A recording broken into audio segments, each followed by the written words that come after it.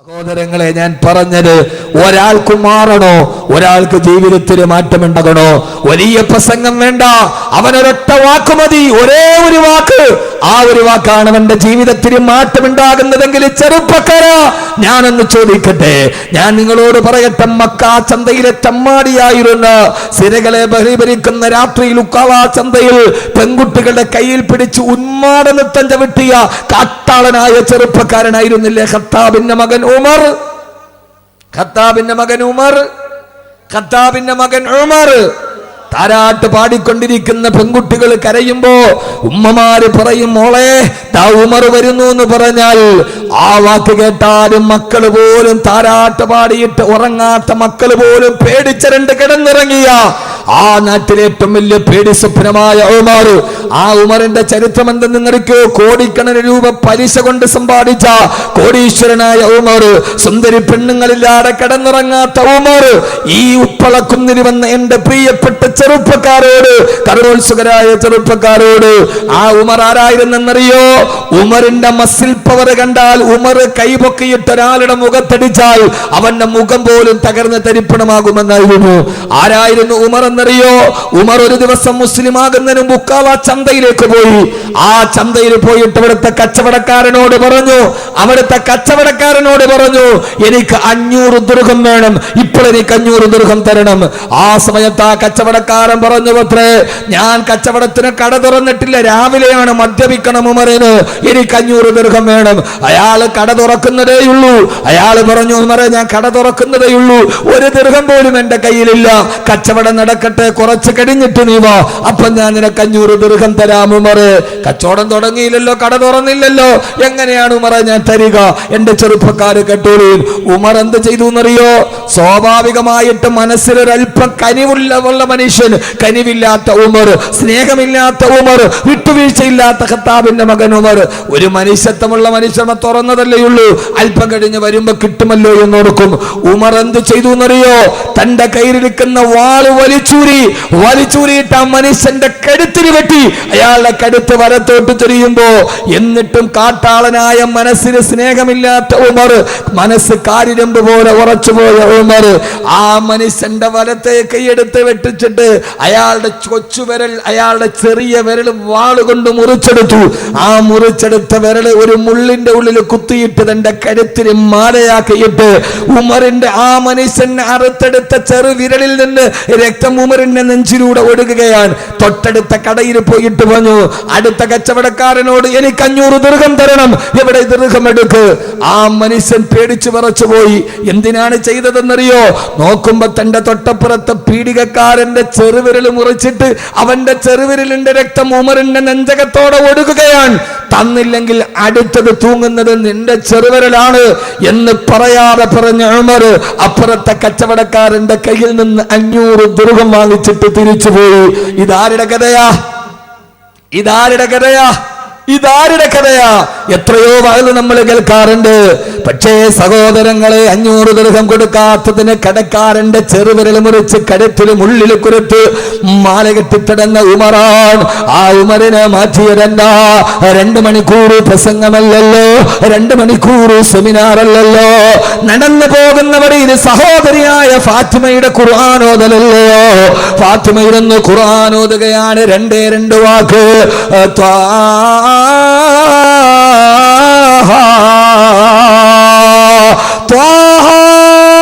ഉമറിന്റെ ഹൃദയത്തിലോട്ട് 2 അക്ഷരം പടന്നു കയറി.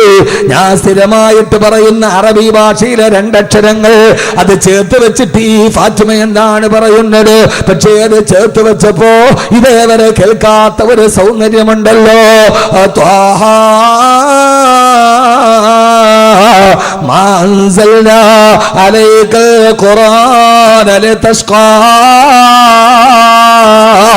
ഈ ഖുർആനെ ഞാൻ അവതരിപ്പിച്ചത് നിങ്ങൾ പരാജയപ്പെടാതിരിക്കാനാണ്. ഉമറിന്റെ ഹൃദയത്തിലേക്ക് ഖുർആന്റെ പ്രകാശം ചാട്ടുളി പോലെ ഇറങ്ങി. ഉമർ ചിന്തിച്ചു, ഞാൻ പരാജയത്തിലല്ലയോ, ഞാൻ ദുഃഖത്തിലല്ലയോ, ഞാൻ പലിശയിലല്ലയോ, ഞാൻ മദ്യപാനത്തിലല്ലയോ. ഈ ഖുർആൻ അവതരിപ്പിച്ചത് പരാജയപ്പെടാതിരിക്കാനാണ്. അശ്ഹദു അല്ലാ ഇലാഹ ഇല്ലല്ലാഹ് വഅശ്ഹദു അന്ന മുഹമ്മദ റസൂലുള്ളാഹ്. ഉപ്പളക്കുന്നിലെ ചെറുപ്പക്കാര് ലഹരിക്കടിമപ്പെട്ടു പോകാറ്, അശ്ലീലത്തിന് അടിമപ്പെട്ടു പോകാറ്, പെങ്ങളെ ലൈംഗികമായ ചേട്ടകൾക്ക് അടിമപ്പെട്ടു പോകാറ്, പീഡികക്കാരൻ ചോദിച്ചിട്ട് പൈസ കൊടുക്കാറ്, അവന്റെ ചെറുവിരൽ മുറിച്ചെടുത്തിട്ട് മുള്ളിൽ കൊളുത്തും മാലയാക്കി നടത്തിയ ഖത്താബിന്റെ മകൻ ഉമറിന്റെ ഹൃദയത്തിലേക്ക് കടന്നു വന്നത് രണ്ട് വാക്കുകളല്ലയോ? അതുകൊണ്ട് ഒരാൾക്ക് മാറ്റമുണ്ടാവണോ? അവൻ ജീവിതത്തിൽ നന്മയുടെ വഴിത്താറയിലൂടെ കടന്നതല്ലണോ? അള്ളാഹു പറയുകയാണ്, അവന്റെ ജീവിതത്തിൽ വലിയൊരു മാറ്റമുണ്ടാവാൻ ഒരേ ഒരു ചിന്ത മാത്രം മതി. കന്നക തമൂതു ഗദാ, അടുത്ത ദിവസം ഞാൻ മരിക്കുമെന്ന് കരുതുക. ഈ ഭൂമിയുടെ സുഭിക്ഷതയ്ക്ക് വേണ്ടിയല്ല ഞാൻ വന്നത്, ഇവിടെ അടിച്ചു പൊളിക്കാനല്ല ഞാൻ വന്നത്. ഇവിടെ പരമാവധി എന്റെ കാസർഗോഡ് പ്രിയപ്പെട്ട ചെറുപ്പക്കാരോട്, അടിച്ചു പൊളിയൊരൽപ്പം കൂടുതലാണോ എന്ന് സംശയമുള്ളവരോട്, ഇതിന് നമ്മൾ വന്നതല്ലല്ലോ, ഇവിടെ അടിച്ചു പൊളിക്കാൻ വന്നതല്ലല്ലോ, ഇവിടെ കൂത്താടാൻ നമ്മൾ വന്നതല്ലല്ലോ. ഇവിടെ എന്ത് പ്രയാസമുണ്ടായാലും ആഖിറത്തിൽ പ്രയാസപ്പെടുത്തല്ലേ അല്ലോ എന്നീ ദുനിയാവിനെ വലിച്ചെറിയാൻ, ഈ ദുനിയാവിന്റെ ദുഃഖത്തിന് പാമാക്യം കൊടുക്കാൻ, പരലോകത്തിന്റെ വിഹ്വലതയെ കുറിച്ച് ചിന്തിക്കാൻ, എനിക്കെന്റെ കയ്യിൽ എന്താണുള്ളത്, എന്റെ റബ്ബിന്റെ മുമ്പിൽ പോയി നിൽക്കുമ്പോ എനിക്ക് ജീവിതത്തിൽ എന്താണ് ബാക്കിയുള്ളത് എന്ന് ജീവിതത്തിൽ എന്നോർക്കാൻ.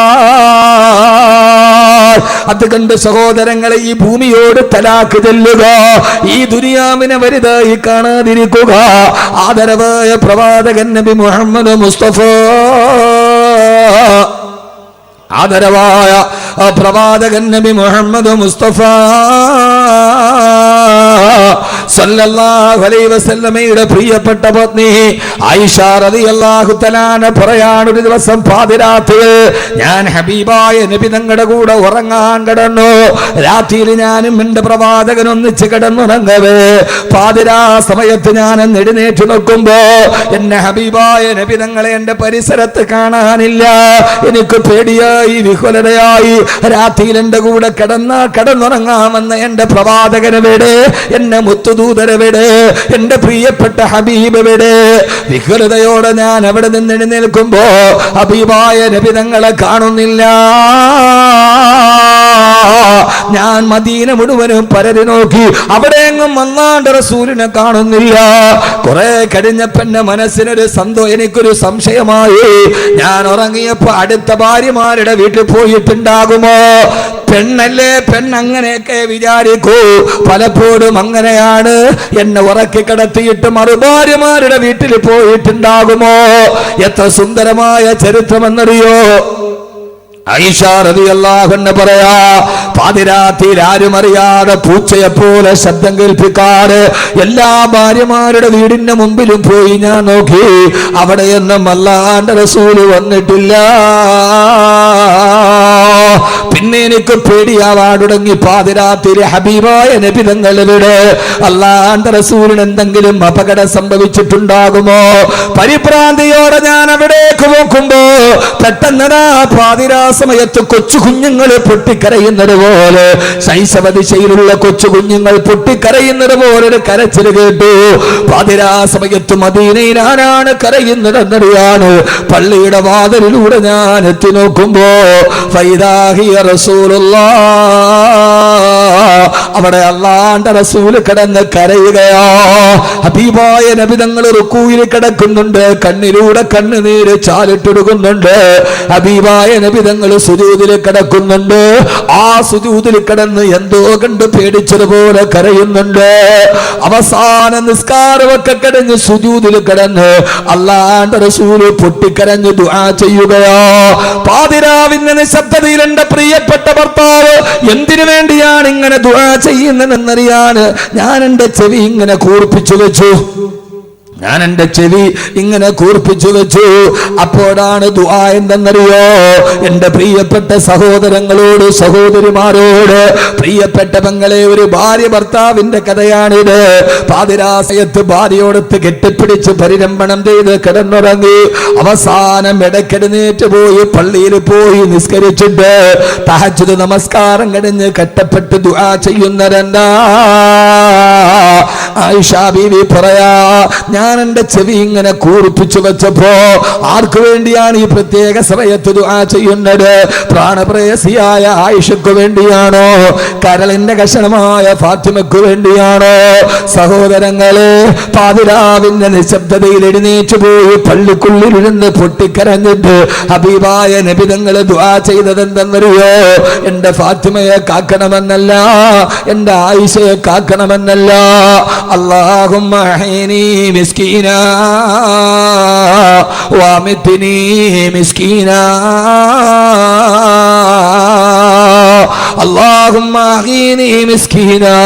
പടച്ചവനെ, മുഹമ്മദിനെ നീ ദരിദ്രനാക്കി ജീവിപ്പിക്കണേ അല്ലാ. ഇതുപോലൊരു ദുആ ഒരിക്കലും കേട്ടിട്ടില്ല. അല്ലാഹുവേ, മുഹമ്മദിനെ നീ ദരിദ്രനാക്കി ജീവിപ്പിക്കണേ അല്ലാ. ഇത് പറയുമ്പോ ആയിഷ ബീവി പറയാ, ഞാൻ ഞെട്ടിത്തെരിച്ചു പോയി. ഇനി എന്ത് ദാരിദ്ര്യമാണ് അനുഭവിക്കാനുള്ളത്? ഞങ്ങള് ജീവിതത്തിൽ അനുഭവിക്കാത്ത ദാരിദ്ര്യമില്ല. പലപ്പോഴും ഹബീബായ നബി തങ്ങൾ വയറ്റിൽ ഇങ്ങനെ കൈ ചേർത്ത് പൊട്ടിപ്പിടിച്ചിട്ട് വന്നിട്ട് പറയും, ആയിഷ വിശക്കുന്നു മോളെ, വിശക്കുന്നെന്ന് പറഞ്ഞ് ഞങ്ങളുടെ ഭർത്താവ് വയറ്റിൽ പൊത്തുപിടിച്ചിട്ട് വരുമ്പോ അടുക്കളയിൽ നോക്കിയിട്ടൊരു കാരക്കയുടെ പകുതി പോലും കിട്ടാറ് ഞങ്ങള് ഭാര്യമാര് വാതിൽപ്പടിയിൽ നിന്ന് പൊട്ടി കരഞ്ഞു പോയിട്ടുണ്ട്. ഞങ്ങളുടെ ഭർത്താവ് വിശക്കുന്നെന്ന് പറഞ്ഞ് വീട്ടിൽ വരുമ്പോ ഒരു കാരക്കയുടെ പകുതി എടുത്തു കൊടുക്കാൻ അടുക്കളയിലില്ലാതെ ഞങ്ങള് ഭാര്യമാര് എത്രയോ പ്രാവശ്യം ഏങ്ങി കരഞ്ഞിട്ടുണ്ട്. ഉപ്പളയിലെ പെങ്ങള് ഭർത്താവ് വന്നിട്ട് വിശക്കുന്നെന്ന് പറയുമ്പോ ഒരു നേരം കൊടുക്കാനില്ലെങ്കിലും അടുത്തൊരു നേരമെങ്കിലും കൊടുക്കാനുണ്ടല്ലോ. ഇത്രയേറെ ദാരിദ്ര്യം അനുഭവിച്ചൊരു കുടുംബത്തെ നമ്മൾ കണ്ടിട്ടില്ലല്ലോ.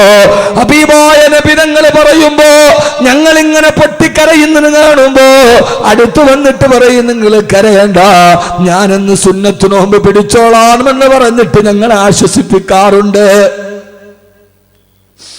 ഇബ്നു അബ്ബാസ് റളിയല്ലാഹു അൻഹു പറയാ, ഞാൻ പലപ്പോഴും ഇശാ നിസ്കാരം കഴിഞ്ഞ് അല്ലാഹുവിന്റെ റസൂലിന്റെ വീട്ടിൽ പോകുമ്പോ ഹബീബായ നബി തങ്ങൾ ഉറങ്ങിക്കിടക്കുന്നത് ഞാൻ കണ്ടിട്ടുണ്ട്. എങ്ങനെയാണ് ഉറങ്ങുന്നതെന്നറിയോ? താവിയാ,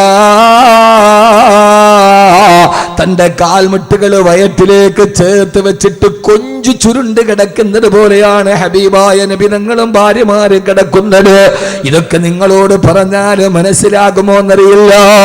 എന്നാണ് കൊഞ്ചു ചുരുണ്ട് കിടക്കുന്നത് പോലെ കാൽമുട്ടുകൾ വയറ്റിലേക്ക് ചേർത്ത് വെച്ച് കിടക്കുകയാ. ഇബ്നു അബ്ബാസേ, എന്തിനാണ് നബി സല്ലല്ലാഹു അലൈഹി വസല്ലമയും ഭാര്യമാരും എന്തിനാണ് അങ്ങനെ കിടക്കുന്നതെന്ന് ചോദിച്ചപ്പോ ഇബ്നു അബ്ബാസ് റളിയല്ലാഹു അൻഹു പറഞ്ഞ മറുപടി, വലാ തജിദ് ലഹും അശാ, അവർക്കൊരൊറ്റ ദിവസം പോലും അത്താഴം കഴിക്കാനുള്ള ഭക്ഷണം ഉണ്ടായിരുന്നില്ല. പാതിരാ സമയത്ത് ഉറങ്ങുന്ന നേരത്ത് ഭക്ഷണം കഴിക്കാനില്ലാതെ വയറൊട്ടി കിടക്കുമ്പോ ഉറക്കം വരാതെ കാൽമുട്ടുകൾ പള്ളയിലേക്ക് ചുരുട്ടി കേട്ടി വെച്ചിട്ട് കിടന്നുറങ്ങുന്ന ഹബീബായ നബി തങ്ങളെയും ഭാര്യമാരെയും ഞാൻ കണ്ടിട്ടുണ്ട്.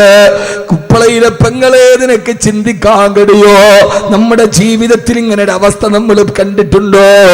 ഇങ്ങനെ കിടന്ന് രാത്രിയിൽ കഴിക്കാൻ ഭക്ഷണമില്ലാതെ കാൽമുട്ടുകൾ വയറ്റിലേക്ക് ചേർത്ത് വെച്ച് ഭാര്യമാരുടെ കൂടെ കിടന്ന പ്രവാചകനാണ് സുജൂദിൽ കിടന്ന് ദുആ ചെയ്യുന്നത്. അല്ലാഹുമ്മ അഹീനി മിസ്കീനാ വഅമിത്നി മിസ്കീനാ. പടച്ചവനെ, നീ എന്നെ ദരിദ്രനാക്കണേ അല്ലാ. ആയിഷ ബീവി പറയാണ്, ഇനി എന്ത് ദാരിദ്ര്യമാണ് ഞങ്ങൾ അനുഭവിക്കാറുള്ളത്? ഞങ്ങളും ദാരിദ്ര്യത്തിലാണ്. എന്റെ പ്രിയപ്പെട്ട സഹോദരങ്ങളെ, എന്താണ് കാരണമെന്നറിയോ? ഈ ജീവിതത്തെ ഒരു ജീവിതമായി ഖുർആൻ പരിഗണിച്ചിട്ടില്ല. ഇവിടെ എത്ര കഷ്ടപ്പെട്ടാലും അല്ലാഹുവിന്റെ പരലോകത്തെത്തുമ്പോ ചെറുപ്പക്കാരെ നമുക്ക് തല ഉയർത്തി നിൽക്കണ്ടേ. അതുകൊണ്ട് കള്ളിനോട് വിട, കഞ്ചാവ് ദുനിയാവിനോട് വിട, സിനിമയോട് വിട, ആഭാസങ്ങളോട് വിട, ഈ കാണുന്ന ദീനിന് നിരക്കാത്ത ആഭാസങ്ങളോട് വിട. ഇനി നമ്മൾ പുതിയ ചിന്തയിലേക്ക് നടന്നു പോവുക. ഈ ദുനിയാവ് സുഖിക്കാനുള്ളതല്ല, ഇത് ആസ്വദിക്കാനുള്ളതല്ല. പെങ്ങളെ, നിങ്ങൾ ജീവിതത്തിൽ ആഡംബരത്തെ കൊതിക്കുന്നുവോ? നിങ്ങൾ ഇവിടെ ഹറാമുകളെ കൊതിക്കുന്നുവോ? അള്ളാഹുവിற்கு സമ്പത്ത് കിടക്കുമ്പോ കല്യാണത്തിന്റെ പേരിൽ കോടികൾ ആടിത്തിമിറുക്കുന്ന, കല്യാണത്തിന്റെ തലേ ദിവസം ഗാനമേള നടത്തുന്ന, മഞ്ഞ കല്യാണം എന്ന പേരിൽ ആഭാസത്തെ വാരി വിടത്തുന്ന ഉമ്മായും ഉപ്പായും പ്രായബുദ്ധിയായ മകളുമൊക്കെ മഞ്ഞ വസ്ത്രം ധരിച്ചു അള്ളാഹുവിന്റെ ദീനിന്റെ ഔറത്ത് പോലും സൂക്ഷിക്കാറ് വീഡിയോ ടെലികാസ്റ്റിംഗ് നടത്തിയിട്ട് കല്യാണം ആർഭാടമാക്കുന്ന പെങ്ങളെ, കല്യാണം ആർഭാടമാക്കുന്നവരെ മാറണ്ട മോനെ. ഓമൽ ഹയാത്തു ദുനിയാ ഇല്ലാ മതാഉൽ ഗുറൂർ. ഈ ദുനിയാവ് നിങ്ങളെ ചതിക്കുമേ. അതുകൊണ്ട് ഈ ആഡംബരത്തിനോട് വിട പറയണം, ഈ അനാശാസ്യത്തിനോട് വിട പറയണം. ഇതൊക്കെ പറയുമ്പോ മൂല്യാക്കന്മാര് മൂരാച്ചികളാ, വാക്കവിമാര് പ്രസംഗിക്കുന്നതെന്തിനാ? അവരുടെ മേല് കുതിര കയറാനാണ് ആൾക്കാർക്ക് താല്പര്യം. ആരൊക്കെ പറഞ്ഞാലും ഞങ്ങൾ ഇത് ചെയ്യുമെന്ന് പറയുന്നവരോട് സമ്പത്തിന്റെ പേരിൽ അഹങ്കരിക്കുന്നുവെങ്കിൽ കാറൂനിനെ ഓർക്കുക, കുടുംബത്തിന്റെ പേരിൽ അഹങ്കരിക്കുന്നെങ്കിൽ അബൂലഹബിനെ ഓർക്കുക, സമ്പത്തിന്റെ പേരിൽ അഹങ്കരിക്കുന്നെങ്കിൽ കാറൂനെ ഓർക്കുക. തന്റെ സമ്പത്തിന്റെ ആഡംബരം കാണിക്കാൻ ആയിരക്കണക്കിന് കുതിരകൾ, കുതിരയുടെ മുകളിൽ സ്വർണ്ണ ഖജനാവുകൾ, 10,000കണക്കിന് അനുയായികളുമായി തന്റെ നാട്ടിലൂടെ തന്റെ സമ്പത്തിന്റെ ആഡംബരം കാണിച്ച കാറൂൻ അവനെ ഭൂമി വിഴുങ്ങിക്കളഞ്ഞുവത്രേ. അള്ളാഹു കാത്തുരക്ഷിക്കട്ടെ, അള്ളാഹു കാത്തുരക്ഷിക്കട്ടെ. അതുകൊണ്ട് സഹോദരാ സഹോദരി, വമൽ ഹയാത്തു ദുനിയാ ഇല്ലാ മതാഉൽ ഗുറൂർ. ഈ ദുനിയാവ് ഏത് സമയത്തും നിങ്ങളെ വഞ്ചിച്ചു കളയും. അള്ളാഹു കാത്തുരക്ഷിക്കട്ടെ, അള്ളാഹു കാത്തുരക്ഷിക്കട്ടെ. അതുകൊണ്ടാണ് ഖുർആൻ സൂറത്തുൽ മുൽക്കിന്റെ 2ാമത്തെ ആയത്ത് അല്ലദീ ഖലഖൽ മൗത വൽ ഹയാ, അവൻ മരണത്തെ സൃഷ്ടിച്ചവനാണ്, വൽ ഹയാത്ത ജീവിതത്തെ സൃഷ്ടിച്ചവനാണ്. അപ്പൊ യഥാർത്ഥ ജീവിതം മരണത്തിന് ശേഷമുള്ള ജീവിതമാണ്, മരണത്തെ മുമ്പുള്ള ജീവിതം അല്ലാഹ് പറഞ്ഞിട്ടേ ഇല്ല. കാരണം ഇതൊരു ജീവിതം അല്ല മനുഷ്യന്മാരെ. ഏത്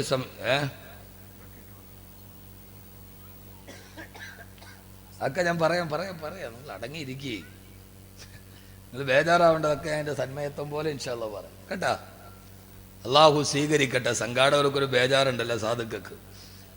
അള്ളാഹു നമ്മളെ കാത്തുരക്ഷിക്കുമാറാകട്ടെ ഇൻഷാ അല്ലാഹ്. സ്ത്രീകളുടെ ഭാഗത്തേക്ക് ഒരു ബക്കറ്റ് കൊടുത്തു വിടുന്നുണ്ട്. സ്ത്രീകൾ എവിടെ ഇരിക്കുക? എടാ ബാക്കില.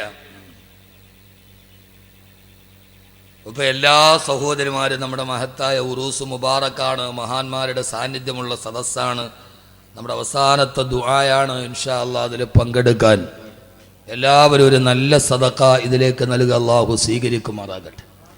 ഞാനൊരു നാടൻ വർത്തമാനം തന്നെ പറയാത്തത് വിഷയം അത്രയേറെ ഗൗരവമുള്ളത് കൊണ്ടാണ്.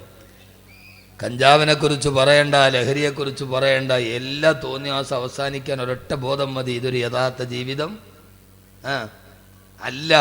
ആ ഒരു ബോധമുണ്ടായാൽ എല്ലാവരുടെ മനസ്സും മാറും. അള്ളാഹു സ്വീകരിക്കട്ടെ. അതുകൊണ്ട് വാരി വലിച്ചു പറയുന്നതിലല്ല, അനിവാര്യമായ 3 ചിന്തകൾ ഇനി ഇൻഷാ അല്ലാഹ് നമ്മുടെ ജീവിതത്തിൽ ഉണ്ടാവണം. എത്ര ചിന്തകൾ? 3 ചിന്തകൾ. ആ 3 എണ്ണം കൂടെ പറയും ഇൻഷാ അല്ലാഹ്. ഇപ്പൊ തന്നെ പത്രം കഴിഞ്ഞു, അത് വിഷയമില്ല. ആ 3 കാര്യം എപ്പോൾ പറഞ്ഞു തീരുന്നു അപ്പോൾ നമുക്ക് നിർത്തിയാൽ മതി. പോരെ? നിങ്ങളിരിക്കൂലേ? ഞാൻ നേരത്തെ നിർത്തുന്നവർക്ക് പരാതി, ആ പരാതി അങ്ങ് തീരട്ടെ. അള്ളാഹു സ്വീകരിക്കട്ടെ. അൽഹംദുലില്ലാഹ്, നല്ല സദസ്. സഹോദരങ്ങളെ ഒത്തിരി പറയുന്നില്ല. എൻ്റെ പൊന്നു സഹോദരങ്ങളോട്, എൻ്റെ ജീവിതം മാറണം, നിങ്ങളുടെ ജീവിതം മാറണം. അള്ളാഹുക്ക് ഇഷ്ടപ്പെട്ട പൊരുത്തപ്പെട്ട വഴിയിലൂടെ സഞ്ചരിക്കണം. അവസാനം മരിക്കണ നേരത്ത് നമ്മുടെ മയ്യത്ത് നോക്കിയിട്ട് ആളുകൾ പറയണം, ആ മുഖത്തെന്തോ ഒരു പുഞ്ചിരിയാണ്, മാഷാ അല്ലാഹ്, ആ മുഖത്തെന്തോ ഒരു ചിരിയാണ്. യഥാർത്ഥത്തിൽ ചിരിക്കേണ്ടത് മരിക്കുന്ന സമയത്താണ്. എൻ്റെ പൊന്നു സഹോദരിമാരെ, അതുകൊണ്ട് മനസ്സിനെ കുറച്ചൊക്കെ പിടിച്ചു നിർത്തി, മോഹങ്ങൾക്ക് കുച്ചുവലം കിടിയും.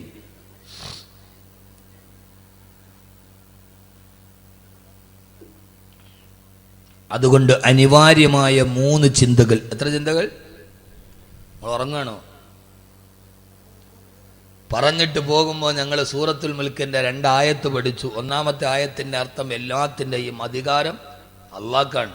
2-ാമത്തെ ആയത്തിൽ പറഞ്ഞത് ഈ ജീവിതം ഒരു ജീവിതമേ അല്ല, മരണത്തിന് ശേഷമുള്ള ജീവിതമാണ് ഏറ്റവും നല്ല ജീവിതം.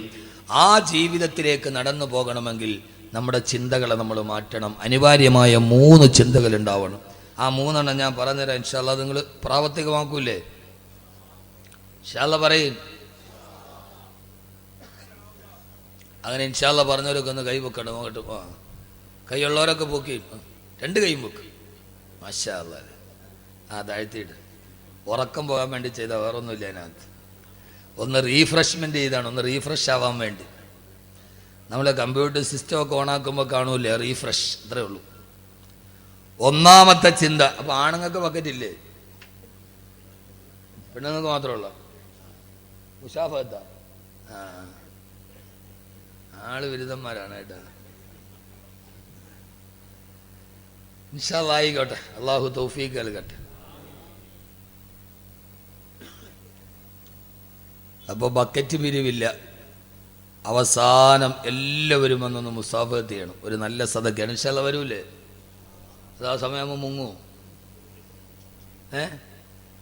ഇപ്പം നമ്മളൊക്കെ വാതിന് പോകുമ്പോൾ ബക്കറ്റിൻ്റെ മുകളിലൊരു വലിയ തുണി കെട്ടിയിട്ടൊരു ചെറിയ ഹോളാണ് ഇടുക. ഇപ്പോൾ ഞാൻ സകാടൊരു ചെന്താന്ന് അതങ്ങോട്ട് ഇടുകയേ ചെയ്യാവുള്ളൂ, വെളിയിലോട്ട് എടുക്കാൻ പാടില്ല. കാരണം ചില ആളുകൾ 50 അതിനകത്തിട്ടിട്ട് 100 തിരിച്ചെടുക്കും. വാതിൻ്റെ ധാരാളം ആളുകൾ ഇപ്പോൾ ഞാൻ പറഞ്ഞല്ലോ, ഇപ്പോൾ ഈ ഒരു പേടിയുള്ള ആളുകളില്ല ഇപ്പോൾ. അതാണ് ഏറ്റവും വലിയ പ്രശ്നം. പേടിയില്ല. ഒന്നാമത് തെറ്റ് ചെയ്യുന്നവനല്ല. പണ്ട് നമ്മളെങ്ങാനൊരു തെറ്റ് ചെയ്താൽ നമ്മൾ സമ്മതിക്കുവാൻ, ഇപ്പം സമ്മതിക്കില്ല. പണ്ട് സ്കൂളിലേക്ക് പോകുന്ന വഴിയിൽ ഈ മോശമായ ഫിലിമുകളുണ്ട്, എന്നതിനകത്ത് എഴുതിയിട്ടുണ്ടാവും. അതിൻ്റെ പോസ്റ്റർ എങ്ങാനും നോക്കി നിന്നാൽ വാപ്പ കണ്ടാൽ പിടിച്ചിട്ട് നീ എന്ത് വൃത്തികേടാ കണ്ട, വാപ്പ അടിച്ച് പൊതിച്ചു കളയും. വാപ്പാനോട് അല്ലാ വാപ്പ ഞാൻ ഇനി കാണുകയോ ഇല്ല. അങ്ങനെയല്ലേ പറയൂ? അങ്ങനെയല്ലേ പറയൂ? നിങ്ങളെന്ത് മനുഷ്യന്മാരെ, ഇനി അതിന് ബുഖാരി ഓതണോ? അങ്ങനെയല്ലേ പറയൂ? ഉറപ്പാണ്. ഇപ്പോ ഫോണിൽ ഏതൊരു മോശമായ പിക്ചർ വന്നു. എന്തിനാണ് അത് കണ്ടതെന്ന് ചോദിച്ചാൽ അപ്പ കുട്ടി പറഞ്ഞത് അള്ളാണ് വാപ്പ, ഇത് ഞാൻ ഇട്ടതല്ല, ഇത് വേറൊരുത്തൻ്റെ കൂട്ടുകാരൻ്റെ ഫേസ്ബുക്ക് അക്കൗണ്ട് ഞാൻ ലൈക്ക് ചെയ്തപ്പോൾ അവൻ്റെ അതിനകത്ത് വന്ന പിക്ചറൊക്കെ ഇതിനകത്ത് വന്നതാണ്. ഞാൻ അവനോട് എനിക്ക് അയക്കരുതെന്ന്, അള്ളാണ് ഞാൻ ചെയ്തതല്ല. ഇപ്പം തെറ്റ് ചെയ്താൽ സമ്മതിക്കില്ല. പണ്ട് കാലത്ത് തെറ്റ് ചെയ്താൽ സമ്മതിക്കും. കാരണം അള്ളാനെ പേടി വല്ലാതെ കുറഞ്ഞു വരികയാണ്. കുരുത്തക്കേട് കാണിച്ച കുട്ടിയല്ല പ്രതി, ആ കുട്ടിയെ അടിച്ച അധ്യാപകനാണ് പ്രതി. അല്ലേ? എല്ലാവരും തലയാട്ടുന്നു, ഉസ്താദെ എല്ലാം ശരിയാണ്, അവനാൻ്റെ മക്കളെ അടിച്ചപ്പോൾ കാണുകയും ചെയ്യാം. എന്നെ മദ്രസയിൽ ഒരിക്കലും ഉസ്താദ് അടിച്ചു. ഞാൻ വീട്ടിൽ പോയിട്ട് ഉമ്മയോട് പറഞ്ഞു അയാൾ ശരിയല്ല, മുസ്ലിയാർ ശരിയല്ല എന്ന് പറഞ്ഞു. ഉമ്മ ഒരെണ്ണം എൻ്റെ കഴുക്കത്ത് തിരിച്ചിങ്ങോട്ട് പോടാ മദ്രസ എന്ന് പറഞ്ഞു. ഇപ്പോഴെങ്ങാനും അതുകൊണ്ട് ആ മകൻ ഇന്ന് ഇങ്ങനെയായി.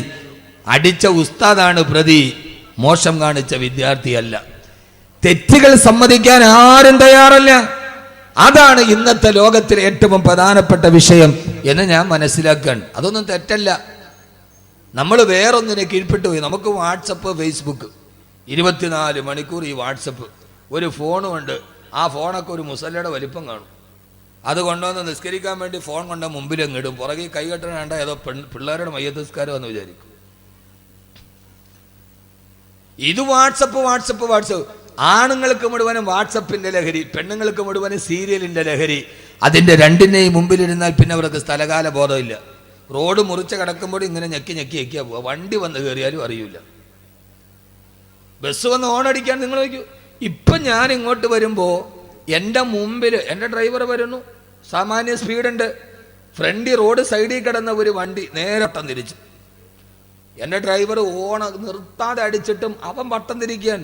അടുത്ത് വന്ന് ഒരു വ്യക്തി ചവിട്ടിയിട്ട് നോക്കുമ്പോൾ അവൻ ഒറ്റ കയ്യിലാണ്, ഇതിനകത്ത് മൊബൈലാണ്. ആലോചിച്ച് നോക്കി. ഫോണിങ്ങനെ ഞെക്കി പിടിച്ചിട്ട് അവ അറിഞ്ഞിട്ടില്ല ഒരു ലഹരിയാണ് വാട്സപ്പ് എന്ന് പറയുന്നത്. റോഡ് മുറിച്ച് കിടക്കുമ്പോൾ പള്ളിയിൽ നിസ്കരിക്കാൻ പറഞ്ഞാൽ അസ്സലാം വലൈക്കും, വാലൈക്കും സലാം. സലാം പറയാൻ ആളില്ല, മയ്യത്ത് കണ്ടാൽ സലാമില്ല. ഈ ഞെക്കല് തന്നെ. ഒരു ചെറുപ്പക്കാരൻ ഇങ്ങനെ ചാറ്റ് ചെയ്ത് നേരെ പോയി വീട്ടിൽ പോയി കയറി. അവൻ ഞെക്കി ഇങ്ങനെ പോയി നേരെ പോയി വീട്ടിൽ പോയി കയറി. ആ വീട്ടിൽ സീരിയൽ കണ്ടോണ്ടിരുന്ന പെണ്ണ് നേരെ ചായ ഇട്ടോണ്ട് ഇവന്റെ കൈ കൊണ്ട് കൊടുത്തു. പറഞ്ഞ മനസ്സിലായില്ല? ഞാൻ പറഞ്ഞക്ക് മനസ്സിലായില്ല. ഇവൻ ഞെക്കി പോയി നേരെ ഒരു വീട്ടിൽ പോയി കയറി. ആ വീട്ടിൽ സീരിയൽ കണ്ട് ലഹരി മൂത്ത പെണ്ണ് ചായ ഇട്ട് അടുക്കളയിൽ പോയി, ഫ്രണ്ടിൽ ആണുങ്ങൾ വന്നപ്പോൾ അടുക്കളയിൽ പോയി ചായ ഇട്ട് കൊണ്ടുവന്ന് അവന്റെ കൈ കൊടുത്തു. ഇവൻ ഞെക്കി പോയി കയറിയത് ഇവന്റെ സ്വന്തം വീട്ടിലുമല്ല, അവള് ചായ ഇട്ട് കൊടുത്തത് സ്വന്തം ഭർത്താവിനുമല്ല.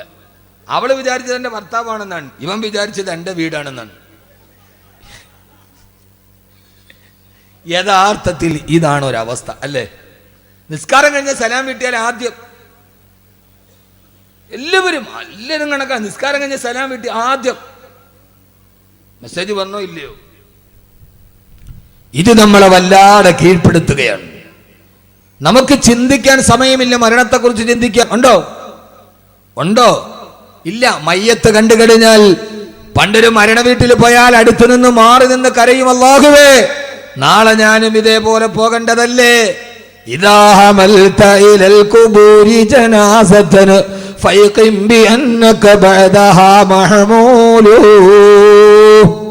പടച്ചവനെ നാളെ ഇതേപോലെ എന്നെയും കൊണ്ടുപോകുമല്ലോ.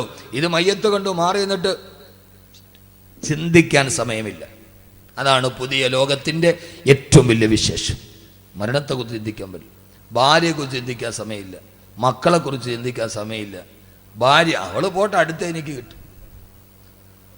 ഏതോ ഒരു ദർഗയ്ക്കടുത്തുള്ള കിണറ്റിൽ പൈസ ഇട്ടാൽ പൈസ ഇടുന്ന സമയത്ത് മനസ്സിൽ ഏത് കാര്യമാണോ ഉദ്ദേശിക്കുന്നത് അത് നടക്കുമെന്നാരോ പറഞ്ഞു. ആ ദർഗയിലെ പൊട്ടക്കിണറ്റിൽ പോയി പൈസ ഇട്ടു. ഇടാൻ നേരത്തൊരു വലിയ കാര്യം മനസ്സിൽ വിചാരിച്ചു. അടുത്ത് ഭാര്യയുണ്ട്. ഭർത്താവിട്ട പൈസ എവിടെ വീണു എന്നറിയാൻ ഭാര്യ കിണറ്റിലോട്ട് എത്തി നോക്കി. അവൾ നേരെ കിണറ്റിൽ വീണു. അപ്പൊ ഭർത്താവ് പറയാണ്, പടച്ചോനെ വിചാരിച്ച കാര്യം ഇത്ര പെട്ടെന്ന് നടക്കുമെന്ന് ഞാൻ വിചാരിച്ചില്ല എന്ന് പറഞ്ഞമാര്. ഈ വിചാരിച്ചാൽ ഇത്ര പെട്ടെന്ന് നടക്കുമെന്ന്. എല്ലാവർക്കും അവരവർക്ക് മറ്റൊരാൾ ഭാരമായി. ഞാൻ ചിരിക്കാൻ പറഞ്ഞല്ല.